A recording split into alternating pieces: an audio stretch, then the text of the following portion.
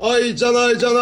Elşad Qarayev mənim müəllimim. Sənətkar gəlib, xoş gəlib, səfalar edirsən. Aydan. Can. Eşk olsun balaxanaya. Sağ ol canımcı gəlib. Əziz məni izləyicilərim. Mən and içməyi sevmirəm. Can. Amma deyirəm ki, balaxanaya gəlin, poçtun yanındadır. Natiqin məzunu. Ay can. Küftə dad başqadır. Qırğın. Qırğın, cızbız.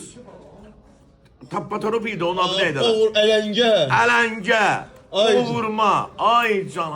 Toy yemələr məndə də. Bir dənə palatkası çatışmır. Həli, canım üçün. Bax, bir də ki, muzika lazımsa özümüzdən muzika gətirib qoyuruq, orada çalıb oxuyurlar. Allah sağ ol. Amma əgər canınızın qədrini bilirsinizsə, balaxanaya Natiqin məzununa gəlin. Tüp bölüm. Mən heç vaxt yalan danışmamışam.